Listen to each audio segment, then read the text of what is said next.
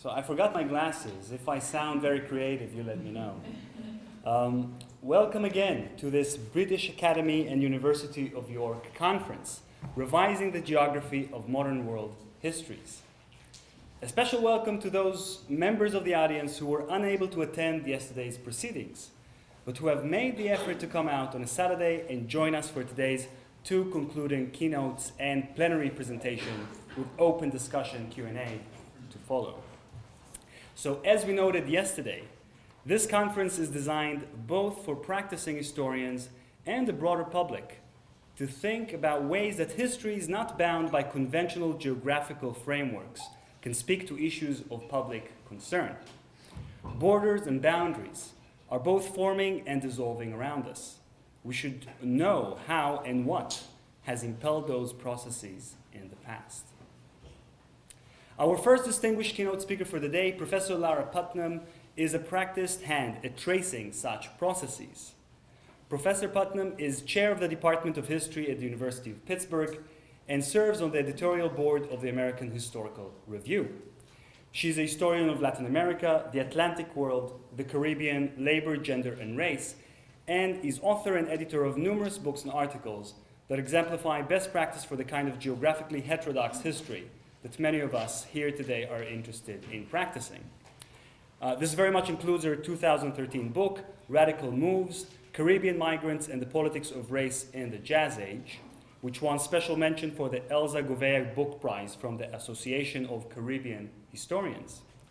More recently, Professor Putnam's 2016 article in the American Historical Review, The Transnational and the Text Searchable, is a lucid, brilliant consideration of digital search databases and their implications for the texture of historical practice. This article is rapidly and justly becoming required reading in our field, and you should definitely read it, but not just now because we have Professor Putman with us. Professor Putman, please.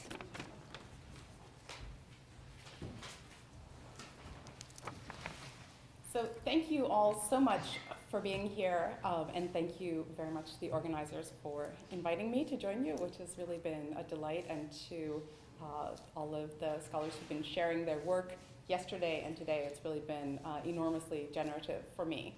I'm just going to say a few informal things that hopefully will add up to a meaningful intervention, and I'm going to hope that I can read my own handwriting while I do that. And what I'm going to do is say a few things about scale, which was a topic that came up repeatedly yesterday, so sort of a few abstract things about how scale works within historical investigation, how that worked within a sort of classic national history or national historiography model, and how that might be different if one is doing transnational or international or multi-sited research. And I'll give you one example of that. Then I'll say a few things about search and about digital search in particular. So I'll be riffing a little bit off of things that I wrote in the article that you very generously just referred to. And then if there's time, I will tie it up in a tiny little synthesis at the end. Okay, so one of the interesting things that I heard yesterday and that really struck me was this notion that, what do we have to say about scale? Well, at a minimum, different projects require different scales. And of course that's true, but one thing that's particularly interesting to me to think about as I think about the labor that historians do, like in some ways I'm really just a labor historian who likes to think about historians' work as labor. When I think about the labor that historians do, what scale of geographic attention is needed has to change over the course of a project for the different phases of things that one is doing as a historian. So I'm not talking about scale changing over time in the real world, although that's also true, but the scale that we need to be thinking about and looking at almost certainly needs to change over the course of a shift, over the course of a project, in a way that's probably been one of the great traditional strengths of the historical profession among a huge sort of basket of traditional, entirely untheorized strengths that we, I think, as historians need to start theorizing about our own practice. So what geography can or should shape, to begin with, our selection of problems? So what set of places do I need to know something about their past together in order to be able to say, hey, that's a surprise. several people talked yesterday about how surprises, things that are unexpected, can be a starting point for historical inquiry. But of course, for something to be unexpected, you have to have been expecting something. So there's some prior knowledge that's always there against which, and often for historians, but not always, that'll be sort of specialist prior historiographical knowledge, and you find something that's anomalous or that's different, you find someone somewhere you didn't expect to see them, or you find a juxtaposition of two phenomena that you had been thinking of as separate, or that scholars have discussed separately. So you find something and you're judging its novelty or its value, its importance as a problem against a prior body of knowledge, right? And so classically, it has been national historiographies that provided us with a relevant prior body of knowledge, or in regional and area studies, regional and area studies-based knowledge, so that to justify, why is it that that particular study of a pattern in factory formation in Birmingham, England is relevant? Well, we need to know the historiography of industrialization of England, and then we can say, well, this is an interesting case or an exemplary case, something like that. So there's this moment of selection of problems where we need a base of knowledge that was traditionally geographically bounded by nation states. But then we go into the step of the search for sources that are going to allow us to describe the phenomenon that seems to be implicated in the problem that we've identified. And there, although some national state institutions classically have been and continue to be important, national archives among other things, but one also within nation-state historiography quite routinely would go to regional or municipal archives. So because one is looking to look for information, sources that would allow one to describe aspects of the historical process. Did production rise? Did production fall? Was the factory a success? Did it go bankrupt? And meanwhile, then there would also be another phase with a different geography in which we'd be searching for information that would allow us to explain that phenomenon. And here I want to call attention to the fact that it's routinely the case within history that the scale at which we explain phenomena is different from the scale at which we find sources to describe them. So if I want to understand why a factory succeeded or failed, probably the records of that factory itself, only in and of itself, is not going to tell me why it was successful or why it was not. I need to know something about the markets that were generated for its goods, or the capital flows that impacted it, or the labor supplies. But all of these things are going to be bigger than. So on the one hand, I need to describe the phenomenon. Usually that involves moving in. But on the other hand, I need to evaluate a range of possible explanations. And that involves moving outward. Part of what has happened with the global or transnational turn, which of course is not it's a returning in ways because the global and transnational have been present, differently present over time within different national historiographies. So nothing is ever entirely new, but part of what has, in some simple sense, happened is that one is routinely encouraged to, in looking for explanations, step a little farther out, right? And so and that is often a matter of stepping a little farther out geographically, but also stepping a little farther out topically sometimes to think about, well, are there perhaps the capital flows that impacted the rise or fall of this factory, were they internal to Britain? Or were they in fact being fed by profits from India? And should we treat that as offstage? Or should we actually make that part of the explanation? So we're not just the sort of proximate explanation of like the money arrived, but a deeper explanation of the money left somewhere else in order to arrive. So there's that. So that's a different geography that might shape, and often, in order to explain a phenomenon, or in order to evaluate possible explanations, you have to go sort of even farther out until you find things that don't matter. So you know when to step back in then, right? So the search for explanations or the contemplation of explanations may well involve looking at geographies that you then decide are not actually part of the explanation. Or you discard those possibilities. You look there, you didn't see it. So then our synthesis, our conclusions about what happened is going to stretch across. Historical analyses tend to be quite multi-scalar, right? So if you think about a historian explaining their findings, which usually happens in about 30 pages in an article, let's say, over most of that article, the scale of any given sentence is going to be shifting widely. There might be a sentence about a line from in which you're presenting, a source, a quotation taken from a text, and then you make a reference to a regional pattern, and then you footnote a secondary source which gives you a much broader vision. So as opposed to, let's say, in a work of cell biology, most of the descriptive material is going to be about at a cell biological scale, right? It's not going to zoom down into molecular biology. That's someone else's specialty. But within history, as some of the other social sciences, but not all of them, we tend to move sort of out to nations and regions, and sometimes larger patterns, and into individuals in a sort of rhythm that goes like this over the course of our writing. And our writing then is the final point. So this drawing conclusions is something that happens analytically, but not necessarily on the page, although of course it influences what we put on the page. But then there's our choice of narration. And so, and we may choose, so whose story am I going to tell that I'm going to judge is exemplary of the phenomenon? So which examples am I going to give? Or how am I going to plot this story? Which places am I going to include? That is what will be captured. So the final product that I produce, right, is going to show some of the traces, but not all of the traces, of this intensely multi-scalar that I've gone through as I've worked my way through producing a work of history.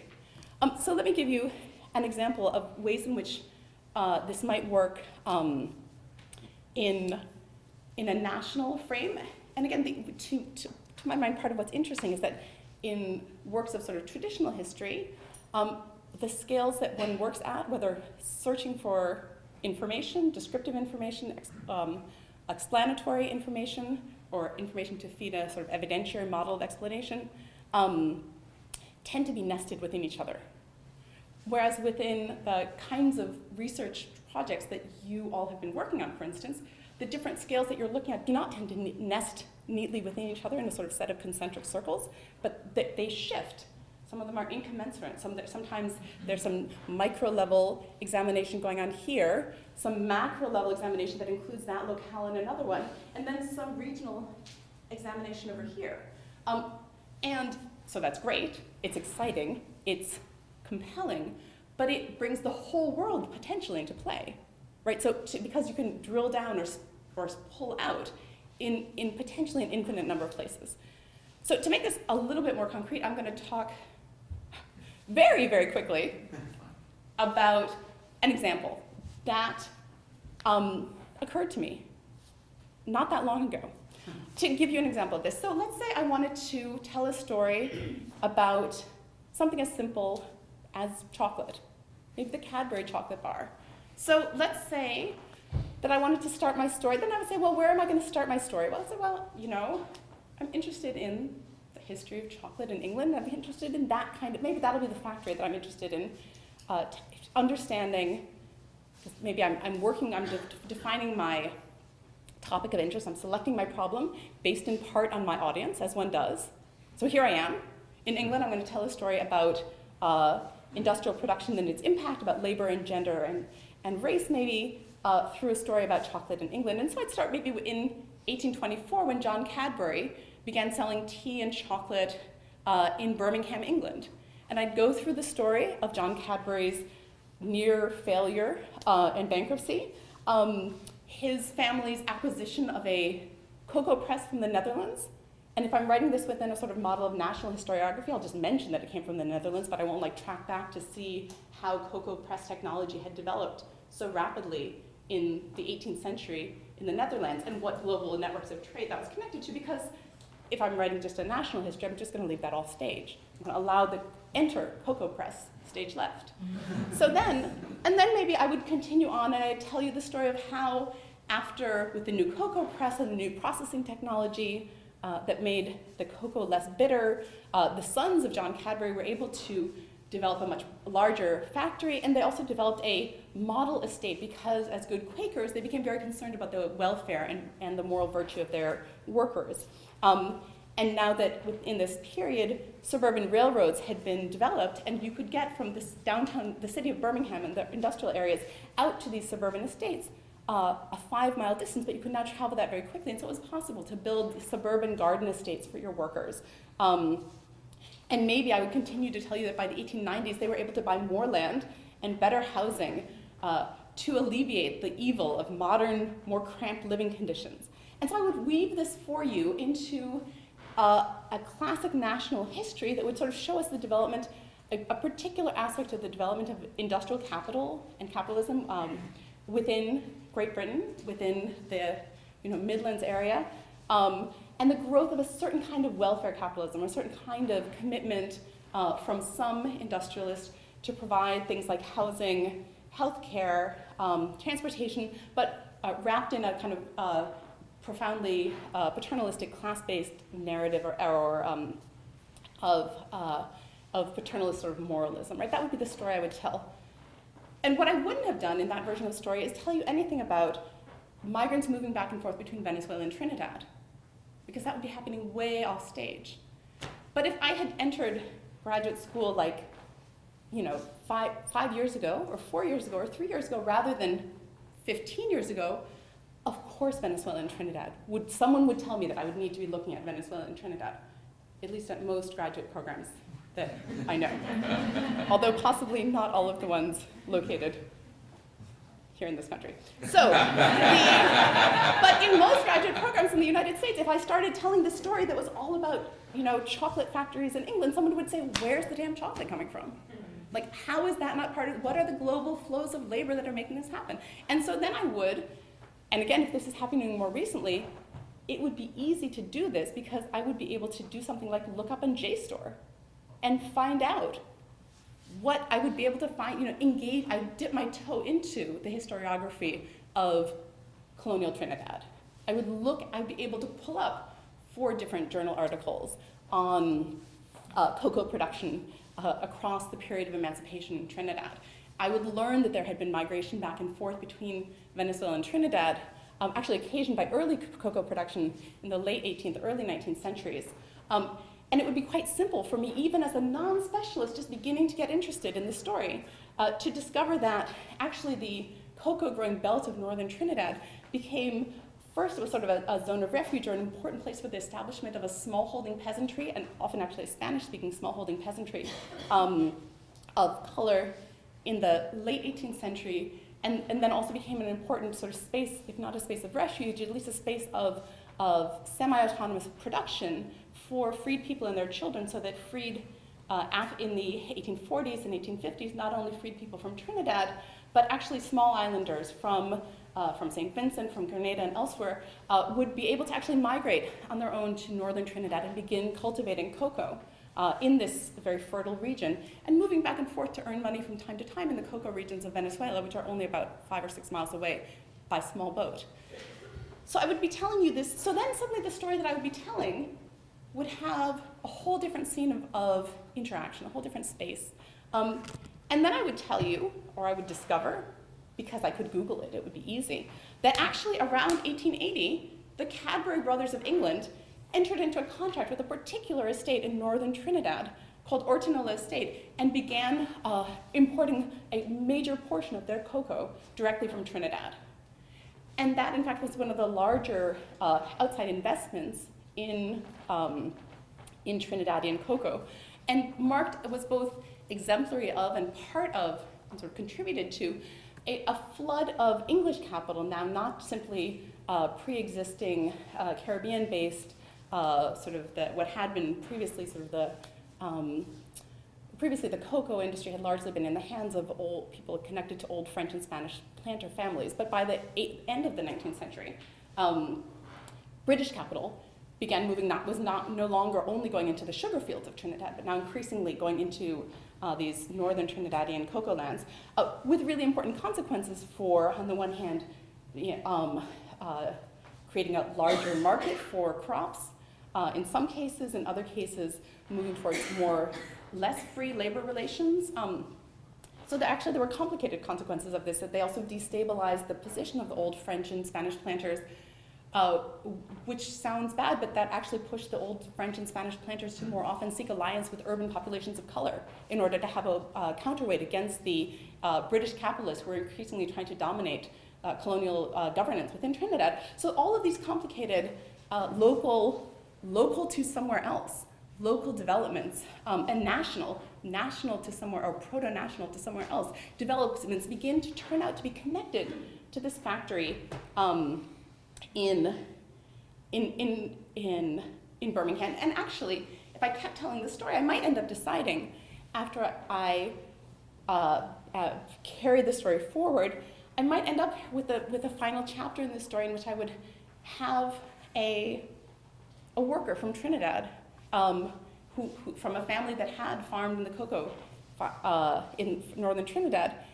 ending up around 1949, 1950, on a boat heading for England, having faced the consequences then of a Trinidad that had grown radically different from the Trinidad that his or her parents had grown up in part because of these movements of capital, the political tumults and so on. So maybe, and certainly there was more than one Trinidadian young man or young woman who ended up in Birmingham, and indeed ended up in Birmingham employed, perhaps as a nurse in a hospital, perhaps as a bus driver, actually working within that British social welfare state whose origins had been not disconnected from those Quaker Cadbury brothers who founded the factory so long ago. So on the one hand, to me, this is a really compelling story. I kind of feel like I just stuck the landing. But on the other hand, now I'm going to, in the 3 minutes remaining? Solid five. In the solid 5 minutes remaining, I'm going to suggest that on the one hand, I'm really excited about the fact that I can tell you that story. And on the other hand, the fact that I can tell you that story on the basis of about an hour's worth of Googling worries me for our profession. And it worries me because I think in some ways, we are, in ways we're only beginning to grapple with, facing something of a sort of fundamental existential epistemological challenge within the historical profession, in which the one set of things that we traditionally have done really well and that other disciplines have not done as well as we, whether in the humanities or in the social sciences, have not done as well as we have. So like our special thing, our secret sauce, our comparative advantage, has been traditionally our in-depth approach to sort of multi-sided, multi-dimensional, critical reading of sources through deep contextual knowledge that allows us, whether we're dealing with quantitative sources or quantitative sources, as historians, we have a whole series of practices and lore and expectations and structures of citation and information that represent an entire intellectual apparatus that's built around evaluating the primary sources, especially in the context of multiple different secondary sources, in order to make the most, in order to take the most reliable knowledge out of always fragile, always partial sources.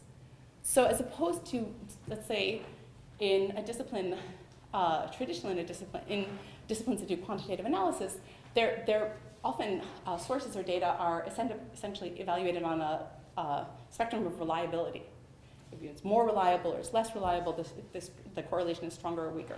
But what historians have traditionally been able to do is, by understanding a great deal about the society and the actors and the circumstances in which a source was produced, be able to read that source with great criticity, whether it's grain totals that we know might have been lied about in certain years in certain ways, or whether it's a love letter that we know was written, shaped by a certain set of cultural presumptions. So we read sources with great detail, and that part of that process for historians traditionally has been a deep knowledge of the multiple mediations that shaped the creating of the source and that shaped the selection and preservation of that source.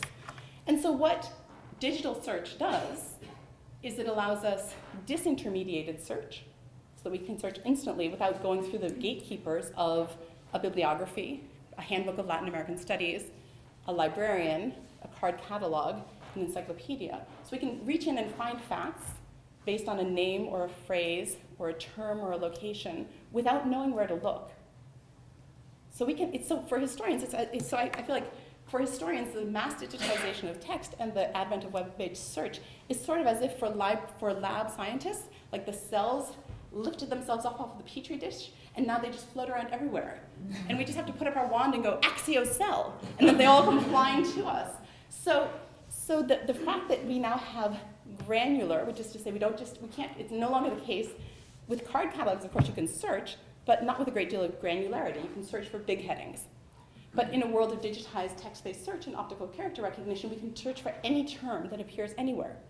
Hence, I could search, and I confess, I did search for Cadbury, Trinidad, and cocoa, and found information, and found the information that I wanted. But precisely that aspect of disintermediated, instantaneous, granular search is taking away from us those processes of acquiring multidimensional, multi-sided knowledge about the sources, about the conditions of creation and preservation of the sources that we end up finding. So it's sort of, I feel like in a world of analog search, by the time you found a source, you had read through so much stuff, you had learned so much about it, that you knew what to do with that source. You were reading that source from a basis of a pretty solid knowledge base. In a world of disintermediated search, we are potentially a danger to ourselves and others, right? Because we don't have that, we can't. If I only ever, Google things about Limon, Costa Rica, I can read them with great acuity, I promise you. But that's not how we read, and we wouldn't want to be depriving of ourselves of the ability to have side vision, especially in a world in which we want to be able to do historical projects that allow us to move across different scales and look at different places and look within different locales. And if we want to be doing that, disintermediated granular search is fabulous. But what do we do with the stuff when we find it? How do we know how well we're reading? How do we know how much we don't know? How do we know how typical that thing was? How do I know how important Ortenola estate was or wasn't? If I was able to generate out of whole cloth the Trinidadian man or woman who may have traveled to Birmingham and gotten a job there, if I knew that he or she existed without even finding them, is that a different kind of historical fact? And I'm able to pluck that person out because I know I can look at certain databases of travelers. I can find someone who's going to exemplify that for me. But the finding process through which I have decided to locate that person has not provided me any kind of intellectual ballast against the possibility that that could be a very atypical trajectory, or there could be stories that I'm missing out on that were more important. So if we think about the kinds of work that we have traditionally done as historians, as we're doing the selection, we're finding sources that allow us to describe, we're finding sources that allow us to explain, and we're also making decisions about how to narrate. And sometimes our goal as historians is not only the description, not only explanation, but also understanding or empathy. And we choose the narrations that we plot because they're going to be impactful in line with that sort of deep humanistic project of showing people a broader humanity or a broader set of spaces within humanity or a broader set of connections that have impacted their lives and that they haven't been aware of. That mission of history, I think, is alive and well in the age of digital search. That, in fact, we can tell people stories, compelling and true stories, that connect their lives to broader places in the world, their past to other people's past, in ways that can be super powerful. I feel like if I wrote up the article about Cadbury and Trinidad, it would have meaning and it would be useful. But how accurate would it be, descriptively? How accurate would my explanations be? Those are only going to be there if I build them back in through methods of research evaluation, through evidentiary paradigms that digital search allows me to skip. So I think that is a moment that we need to think carefully about theorizing our own research practices and making conscious and conscientious choices about what we are going to try to do, about what we are going to teach our students to do, about what we are going to be honest with each other about the fact that we're doing, so that we can try to take advantages of these new affordances and these new possibilities and tell those new stories of connection that are so important and so compelling and can create that empathy, but that we can do so in a way that allows us to be really confident that the stories that we're telling are not systematically distorting or leaving huge swaths of important factors and processes and parts of the world off the table. Thank you.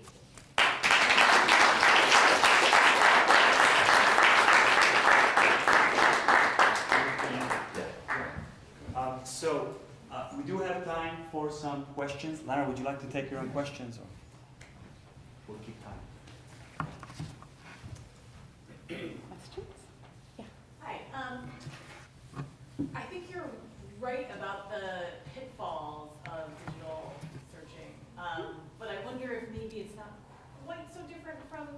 from the sort of archival process? I mean, I know I've gone into the archives without necessarily a ton of context on something and seen one thing and thought, huh, that's interesting. And then you go and see, is there more of this, right? And then fill in the context. So I think, often I'll use digital searching really as just a starting point, the way I would if I were in the archives and found one document that seemed, compelling or interesting or surprising. And so, yeah, I mean, I think it is about, the nice thing about digital humanities is that you can more easily find not just the one reference, but many, many other references in a way that is going to be sort of harder to do in an archive, which I do think, can give you a sense of whether what you're looking at is, unique or representative. Yeah, so a couple of thoughts on that. One thought is to say that in what you're in some ways describing is that the moment of selection of a problem may respond to a sort of aleatory, intermediated search that draws my attention to a connection, but then I'm going to pursue that with sort of a depth of archival grounding. I think it's my own sense is that it's that we need to think about the fact that we're making those selections of like what's interesting or surprising, potentially based on much less depth of knowledge of the places that those things are happening. I have enough faith in most historians' dogged practice that probably sooner or later, if I start being like, oh, it's so interesting that in the Midlands of England there was this thing and it's so surprising to me as a Latin Americanist, so I'm going to start pursuing it. Sooner or later, I'm going to run across or be forced to read some historiography, which is like, oh, actually, that's not surprising at all. Everyone here has known about that forever. But I think in part, I think someone was mentioning this yesterday, that there can sometimes be that characteristic thing that happens, and I say this with love, when historians of US and the world discover something going on elsewhere and they're like, oh, this is so important and what we're doing is revolutionizing X, and then the area studies specialists are like, so the reason we haven't been arguing that recently is that back in the 70s, there were 10 years of arguments back and forth about whether that was or wasn't primitive accumulation, and happy to give you the sites, totally good, really happy. So that and I think part of what that's reflecting is that when you're less of an expert, when you're beginning a project, you can end up framing things in ways that to people who have a greater depth of knowledge may look, naive or simply less than optimal. And the other quick thing I'll say is that when we go, even the practice of archival work has, of course, been radically changed by digital cameras. And so I don't want to, it's not that I'm saying that like all technology is ever awful, but if you watch what people are doing in the archives now, it's kind of as if we had all outsourced the demand for trained archival labor to super untrained undergraduates who are ourselves. Because we're often going into an archive and on the basis of very little knowledge of the conditions of creation of that archive, of the state that created it, of the processes of selection over the course of generations that led to certain things being preserved and not others, we will just start taking pictures. And so we are like, what we're doing? We're curating. We're creating a smaller version of that archive, usually without anything like the selection plan that a proper trained archivist or the depth of knowledge about that location that the proper trained archivist would have, but also without a big sense of our own of our own project and the directions it'll take us.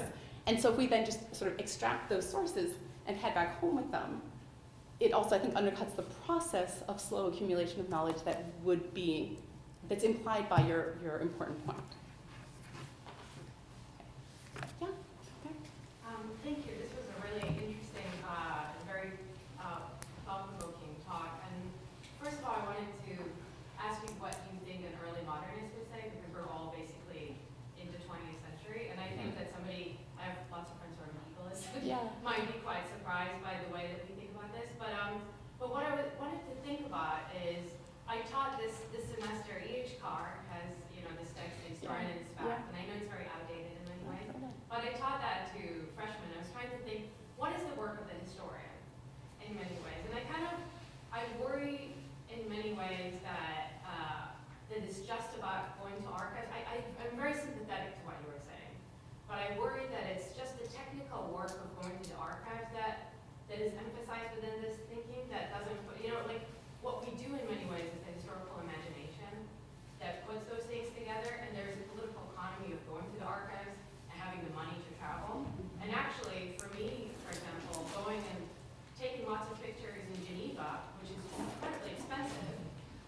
the League of Nations archives was actually really important. And of course, I understand what you're saying. We all should be thinking about the borders of these archives. But is my work as a historian really just collecting and looking at these facts within the box, which is within this catalog?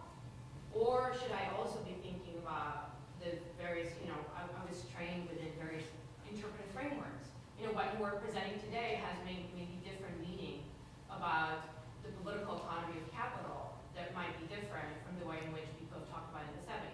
First of all, it would be the relationship towards material framing will be different. Today we would use Polanyi, instead of Marx. I don't know, stuff like that. So there would be different interpretive frameworks. There would be different historical imagination. And I don't know if I have exactly a question about that, but I was really moved by the way that you framed that. On the other hand, kind of troubled by the political economy that allows the going around the world and spending the money, to basically sit in those archives and slowly accumulating that knowledge when you have, I just finished graduate school in 2015. You have to finish in 6 years. You don't have enough money to go and travel the world, and do Yeah. Sorry, I want to take on what you're saying. I'm just wondering how can I implement that and also put maybe more emphasis into my work that doesn't put about the accumulation effects, but also the interpretive framework, Sure. The theoretical framework. Yeah. I don't know. So two thoughts.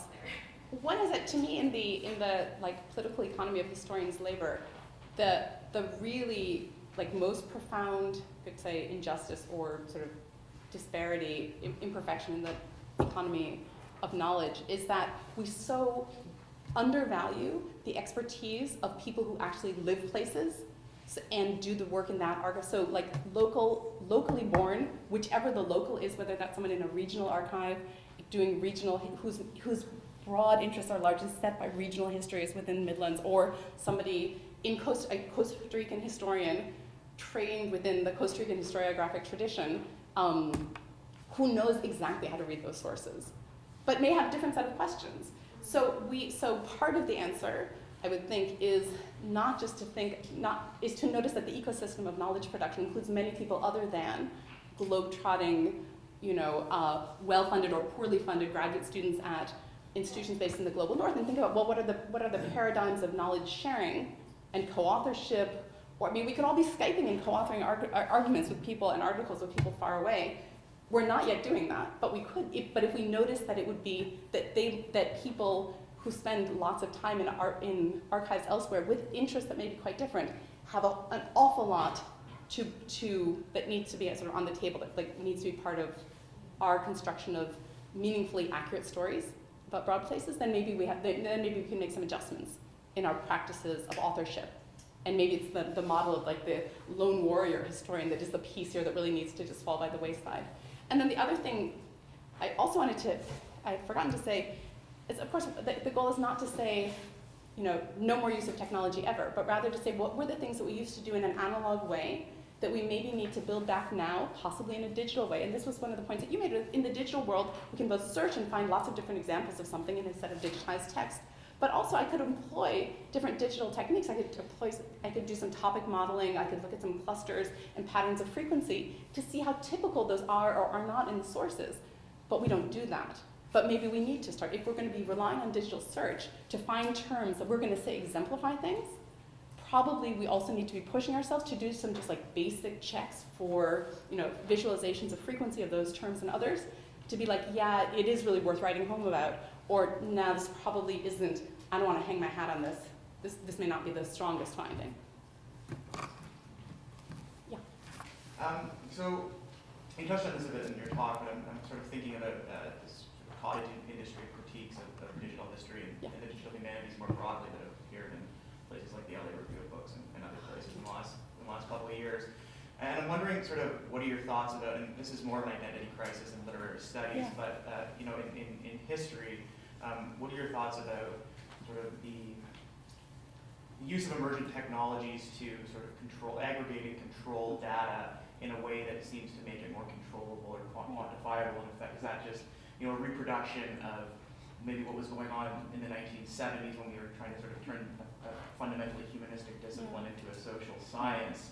And sort of what you think about, when I was in grad school, I helped build a digital history lab, and what you think of like the built environment of a digital history lab and sort of what that implies for, what it is we think we're doing when we're in the digital history lab. Are we trying to put a more objective sort of sense of what we're doing over something that is inherently selective and subjective?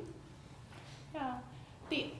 The one thing I'll say is that the people who are most engaged in doing digital history tend to be super thoughtful and self-reflexive and self-critical about thinking through precisely the kinds of questions about evidentiary paradigms and sources and source transformations and patterns and what counts or doesn't count as a pattern. So when I say there's this,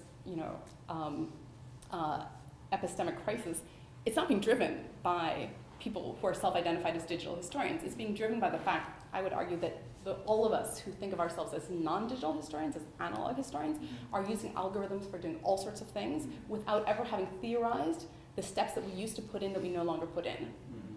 And so there's an interesting recent white paper that was produced after a conference at the Roy Rosenzweig Center for History and New Media at George Mason on argumentation in digital history.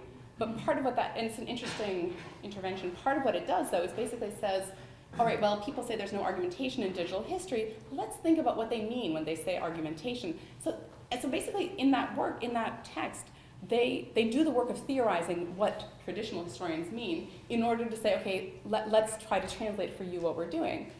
So to me, that's a really important sort of intellectual move there. Basically, people who do digital history saying to the rest of the historical profession, like, level up, folks. Like, you need to be part of a conversation about what traditional history actually looks like. That doesn't just look at the artifacts, like, are we in five archives or not? That's actually sort of a superficial and probably not very helpful way to think about, was it a valuable work or wasn't it a valuable work? Can we parse that down? So if we write letters of recommendation for students and we say, well, they've done research in 5 different archives, okay, what are we trying to attest to? What experiences, what kinds of experiential learning about different places are we trying to communicate? And are we sure people are now getting that when they go to 5 different places? So if we sort of break down, step aside from the kind of markers of prestige within history and try to actually theorize how knowledge has been produced in the past, then I think we can make more intentional decisions about which technologies we're using when. We have time for one last brief question. The questions are brief, my answers are long, so yeah.